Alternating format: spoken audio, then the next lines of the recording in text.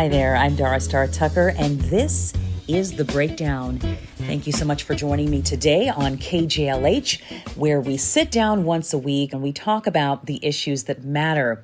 You can find me online. That's one of the best places that you can reach out to me to discuss a lot of the issues that we bring up here on The Breakdown. You can find me on the KJLH Instagram page at Radio Free KJLH. You can also find me on my personal Instagram page at Dara Tucker B, and everywhere else online, on TikTok, on YouTube, at Dara Star Tucker. That's Dara with one R and Star with two.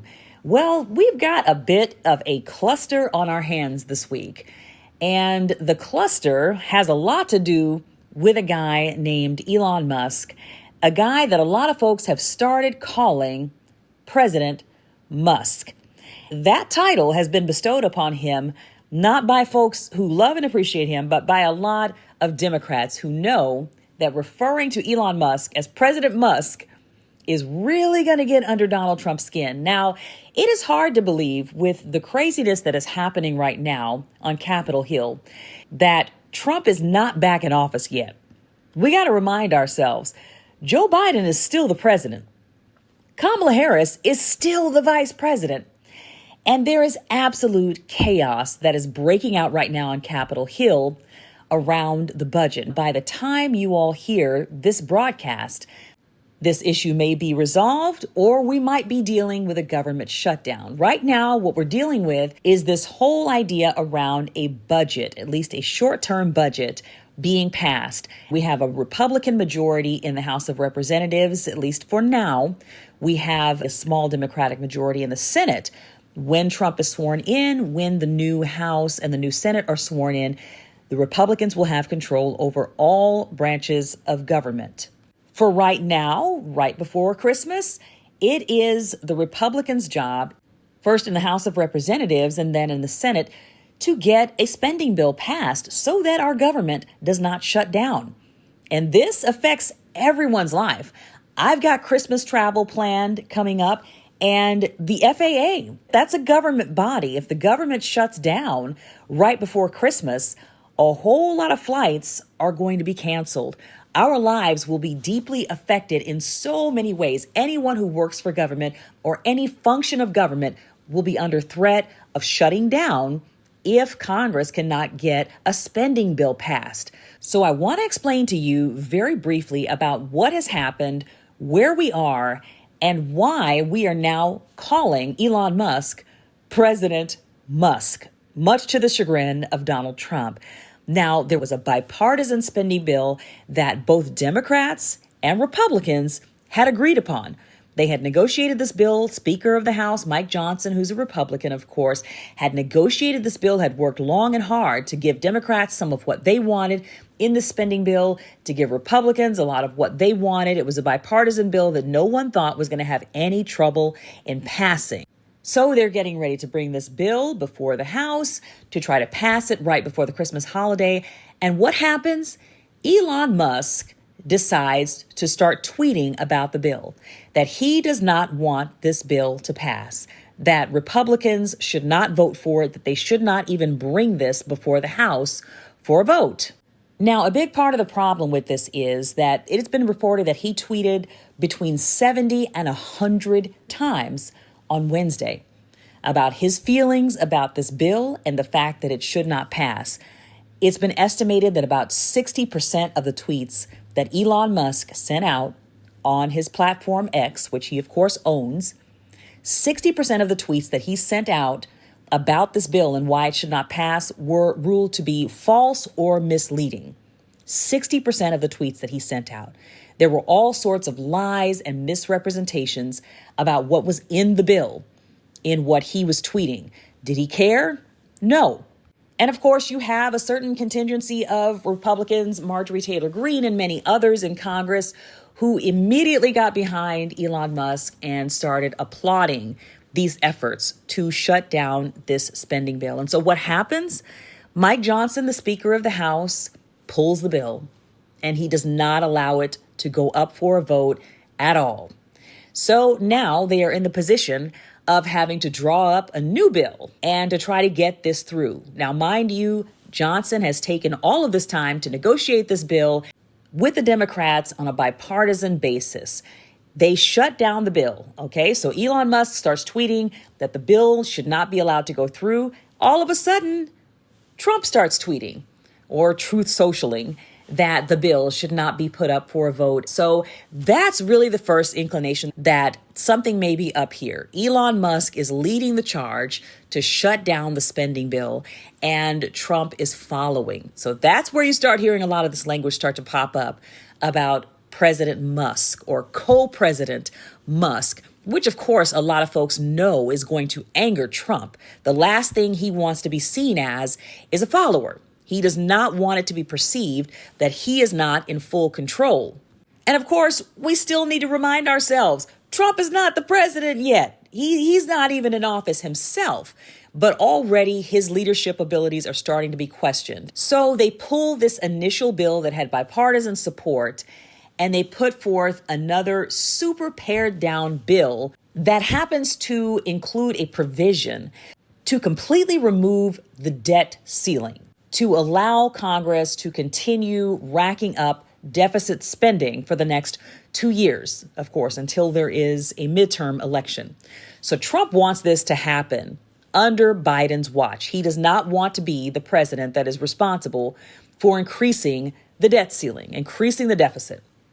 And he said that very plainly. We need to let this happen under Biden's watch.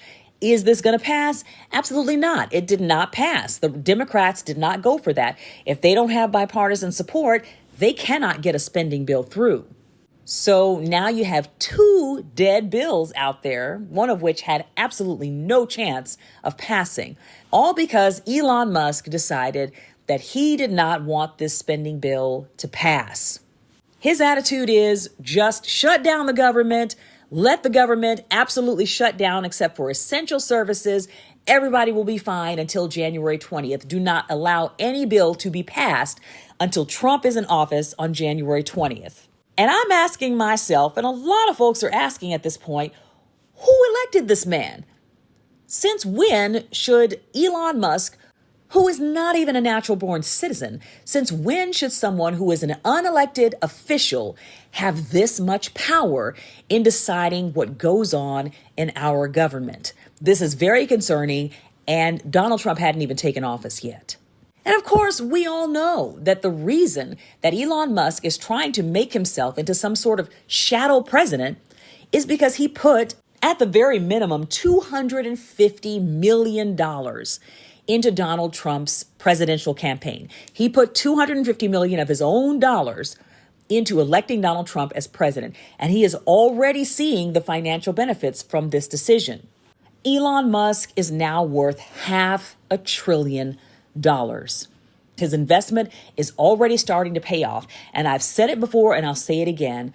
This election was all about making the billionaire class into the trillionaire class. I believe firmly that by the end of Donald Trump's presidency, Elon Musk, at the very least, will be a trillionaire, and there may be many other trillionaires by the time this is all said and done. So this is what this is about. This is about Elon Musk enriching himself and preventing several provisions from going through that were in the spending bill that would not have been beneficial to him in his attempts to enrich himself and his many corporations. And this is a real concern, not only because this represents an unprecedented reach by the oligarchs, by the billionaire class, to assert their control in the United States government. We have never been at this place before, so it is of grave concern to us what is happening, and we know this will just worsen once Donald Trump takes office. It's of grave concern simply for what it is, but also because of who Elon Musk himself is. Elon Musk himself represents a unique threat to American politics. He owns one of the most important communication channels in this country, in the world. He is also the richest man in the world. And he has fallen very quickly down this so-called red pill slope. We've watched it happen over the last several years. He was a Barack Obama supporter back in the day. But he has fallen further and further down a right-wing rabbit hole, partly because he has a trans child that he says has succumbed to the so-called woke mind virus. And he has really declared war against the left since then. As he has enriched himself, he has become more and more hostile towards particularly left-leaning politics. And he has become much more vocal since he took ownership of Twitter/X about expressing his political opinions and his dissatisfaction with the things that he does not like that are happening in government. And so this is his attempt to really assert himself and gain control in a way that no billionaire has ever had control before. Now, I want to play for you a video that I did a few months ago. Now, this is before the election. A video that I did that basically lays out Elon Musk's history, where he comes from, and the problematic nature of what he represents. Now, full disclosure, I used to have an account on Twitter/X, okay?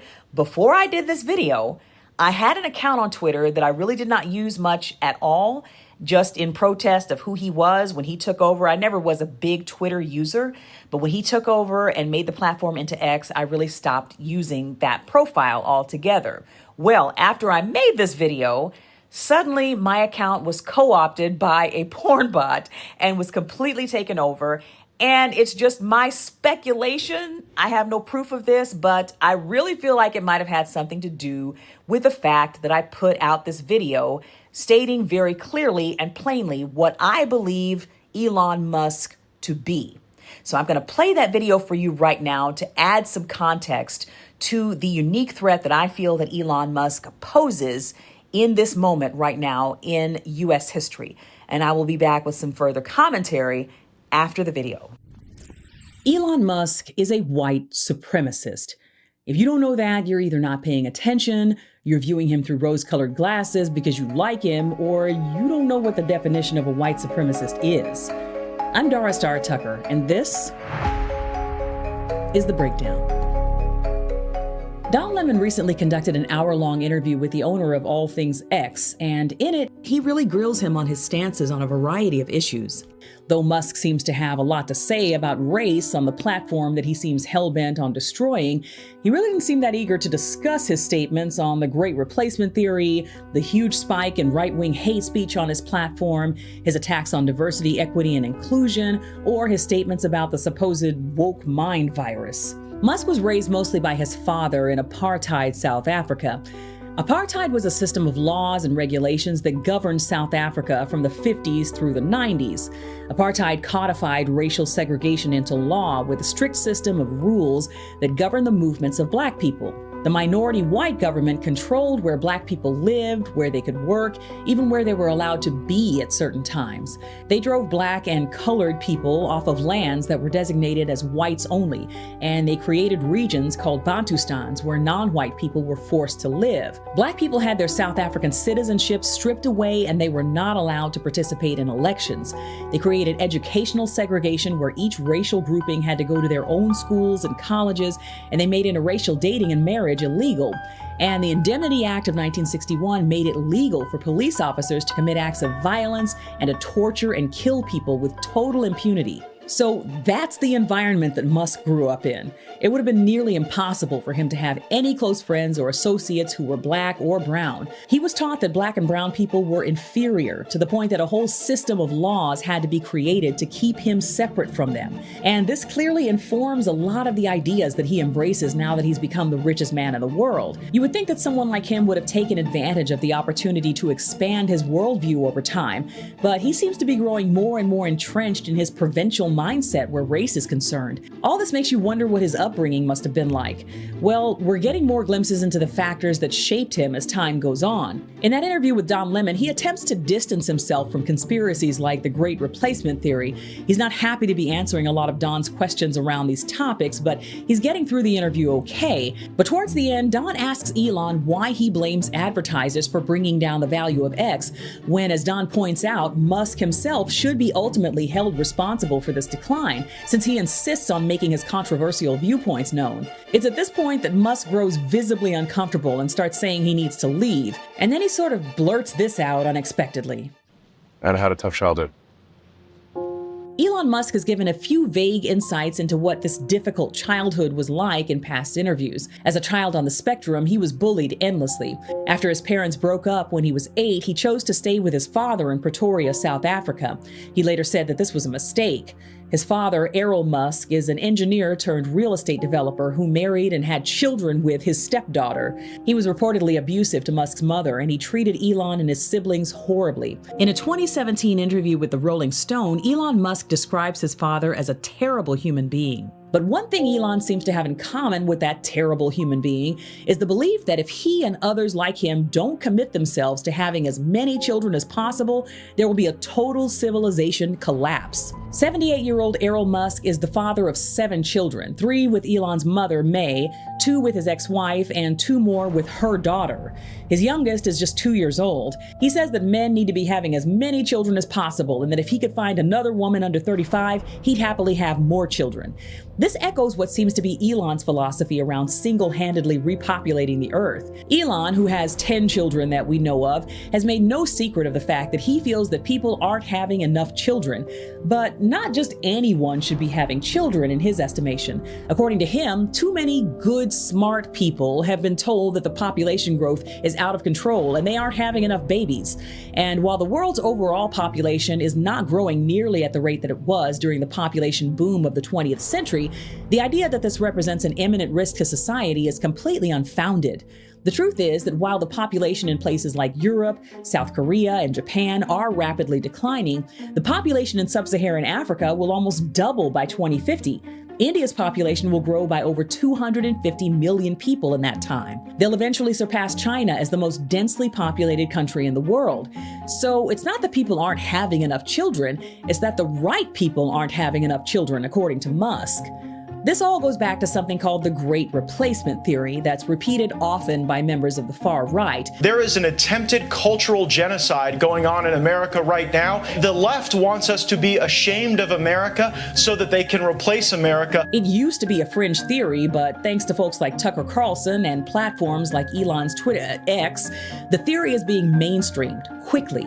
It all rests on the idea that immigration policies are intentionally being loosened to facilitate the browning of traditionally white countries. Proponents of this conspiracy theory will often use language that refers to undocumented immigrants as invaders and broadly cast them as criminals who must be feared and driven out. A quick perusal of Musk's X feed shows you just how much time he apparently spends thinking about how brown the country that he immigrated to is becoming. When he's not boasting about how his companies are supposedly saving the world, he's reminding you that the illegals are invading in record numbers and must be stopped, at the same time that he's warning against dwindling population numbers and telling all the smart people to have more children. Yeah, something's not adding up.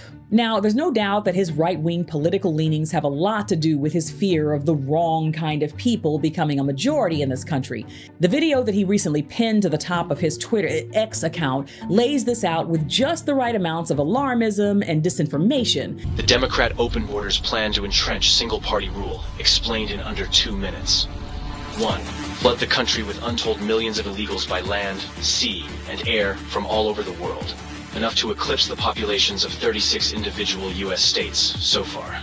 But to attempt to separate the political fears from the racial ones is really a fool's errand. The political aims that people like Tucker Carlson and Elon Musk are trying to preserve are inextricably tied to their beliefs around the superiority of white people. And of course, their concerns about preserving the patriarchy, heteronormativity, and national identity are wrapped up in there as well. For further insight into Musk's views on the outdated eugenics theory, I would suggest watching a video produced by my friend Garrison Hayes for Mother Jones magazine called Elon Musk Keeps Spreading a Very Specific Kind of Racism. All of the indicators for Elon Musk's very obvious white supremacist views are right there in plain sight. He's made his platform into a safe haven where like-minded people have felt free to gather and affirm each other's views while sending the reports of hate speech on that platform up to 3 times what it was before he took over. He recently sued the watchdog company that reported on this and lost. But it's important to be able to recognize and call out white supremacist ideals wherever they appear, regardless of how they may be repackaged,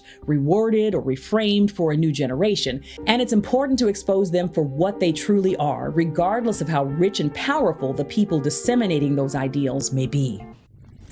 So that's who Elon Musk is. That is who we are dealing with. That is who he is fundamentally. And he is not afraid to throw his weight around right now. He is testing his mettle. He is trying to see how much influence that he can have, which at this point seems like a lot of influence.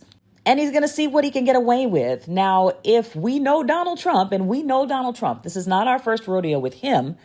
We know that folks in his sphere, in his circle, don't really last very long. We know that he is not afraid to get rid of people that he does not see as useful. He is not afraid to get rid of people that he feels are taking his limelight. He's not afraid to get rid of people that cause him to be perceived as anything less than being in charge. And Elon Musk is coming in hot. He is coming in hot, even before he has taken over this so-called Department of Government Efficiency, which is not even an official appointment that he and Vivek Ramaswamy have been given. So he hasn't even taken over his official position, which is not an official government position, but he already is throwing his weight around. He is threatening to primary any Republican that votes for a bipartisan bill. He is threatening to put his muscle and his money behind a campaign to take out any Republican who votes to support a bipartisan bill that has anything in it that he doesn't want. So what is it that Elon Musk does not want? What is he after? Well, we know that he has some very lucrative contracts with the government through his company called SpaceX. We know that he has a whole lot to gain and a whole lot to lose by continuing to gain more lucrative government contracts. And we also know that he has a lot to lose if Democrats can continue to push through any sort of regulations on any company that he controls or has anything to do with, which is why he sent out 100 tweets on Wednesday telling folks why this bill was supposedly so evil, full of so much misinformation, full of so many lies, to the point that Speaker Mike Johnson had to call him and ask him to stop tweeting about this bill. It was really unhinged and completely off the rails, which sounds like somebody else that we know. I mean, he's throwing out all of this scorched earth language about primarying Republicans who disagree with him, about taking down Mike Johnson as Speaker of the House, ousting him if he doesn't cooperate. He is throwing his weight around and really calling in his claim check on the money that he has spent to get Donald Trump elected. So it's going to be very interesting to see how Donald Trump responds to Elon Musk's attempts to control him and to act as a shadow president, which is really what he's doing. Donald Trump is about to have to pay some dues. He is indebted to someone who is completely out of touch with the issues of the working class in this country. We thought Donald Trump was out of touch. Elon Musk is deeply out of touch. He does not care about issues that concern the average person in this country.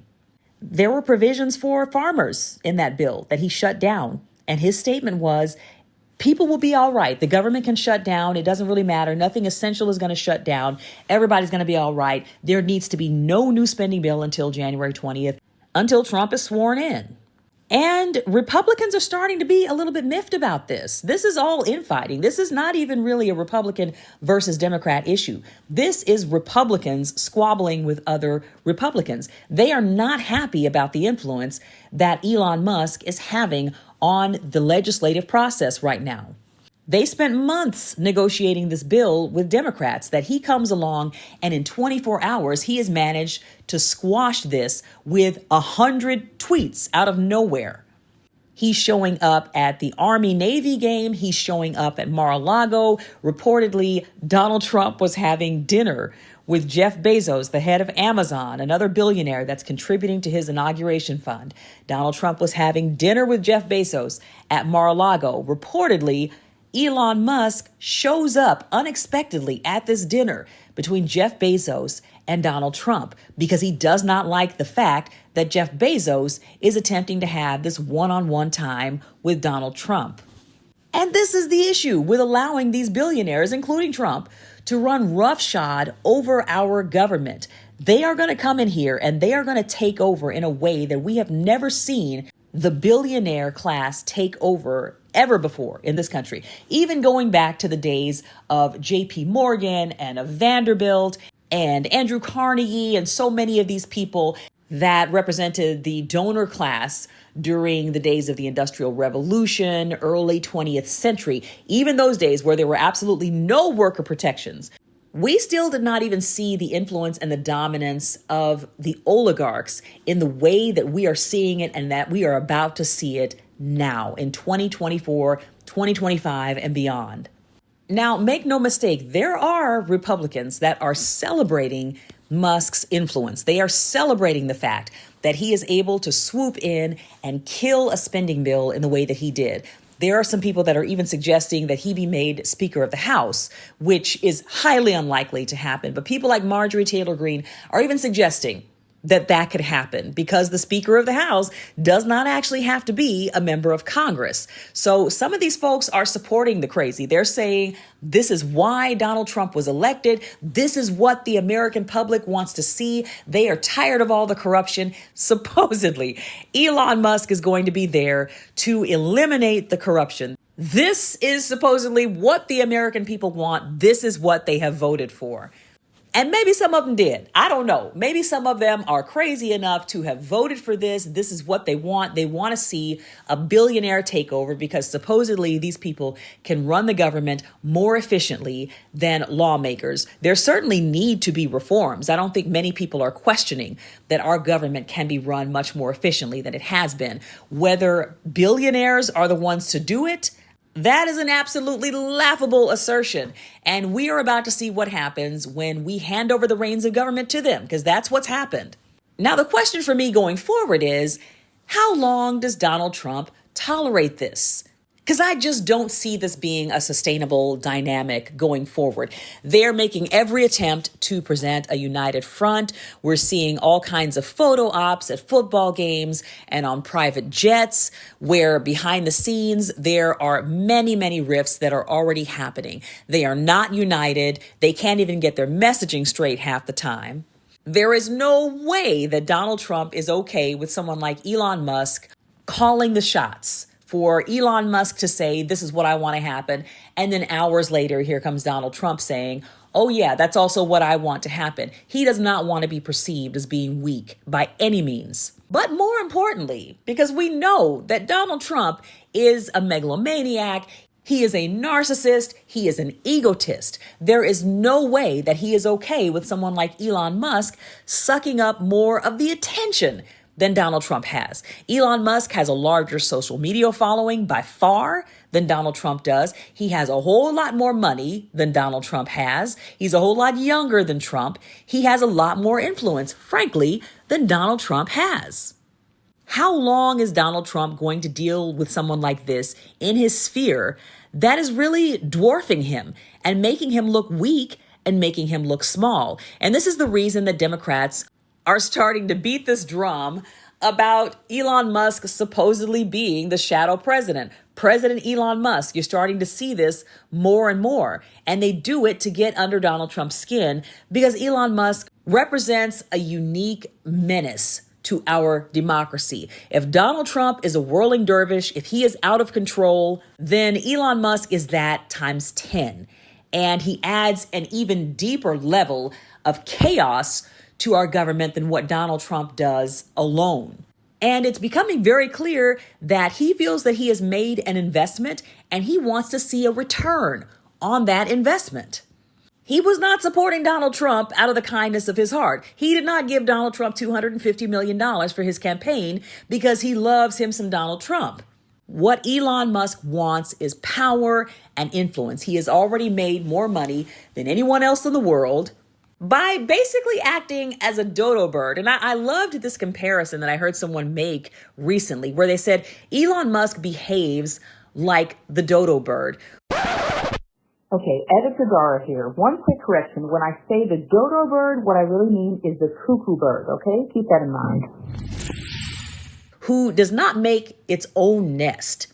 It goes and finds nests of other birds, and it kicks those birds out of their nest, and it uses their nest instead of actually learning the skill of making its own nest. And if you look at the way that Elon Musk took over companies like PayPal and Tesla and Twitter, if you look at his pattern of going in and co-opting something that someone else has already built and then claiming credit for it, claiming responsibility for it, and taking it over and pretending that he built the whole thing and then financially profiting from it and enriching himself from it. If you look at his pattern in the way that he has operated in business, he is attempting to do this same thing only with government. He is attempting to do to Donald Trump and the United States government what he did to PayPal, what he did to Twitter, and what he did to Tesla.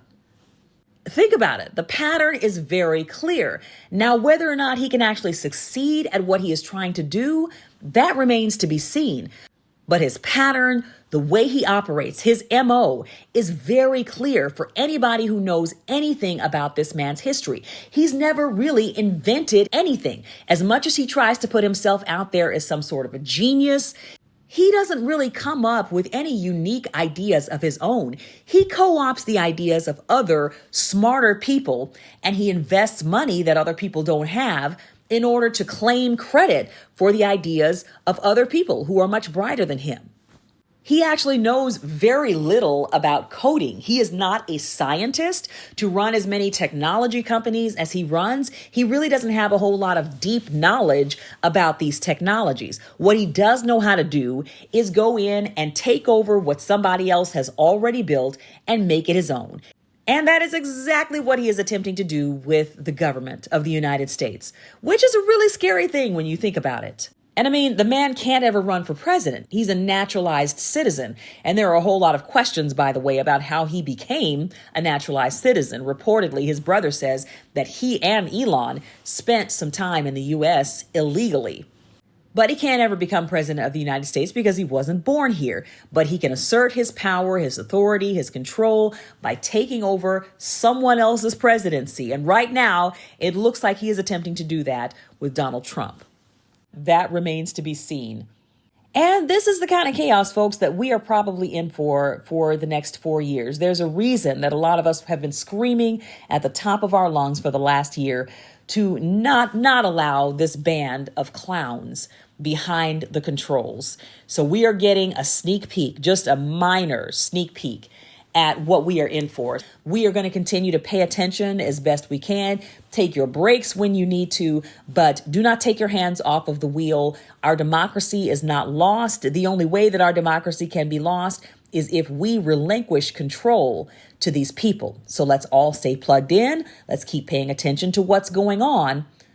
And let's remember to fight this at a grassroots level and, of course, at the ballot box as soon as we are able in 2026. I am Dara Star Tucker. Thank you so much for listening to this episode of The Breakdown. You can find me online on KJLH's Instagram page at Radio Free KJLH. You can find me on my Instagram page at Dara Tucker B. You can find me everywhere else at Dara Star Tucker. That's Dara with 1 R and Star with 2. Thank you so much for listening to The Breakdown. We're winding down 2024, getting ready for 2025. I hope you have a wonderful holiday season. I've got a big announcement coming up for you next week, so stay tuned to the show. Take care of yourselves, love on your family. I will talk to you at the same place, same time next week. And until then, let's learn to shout.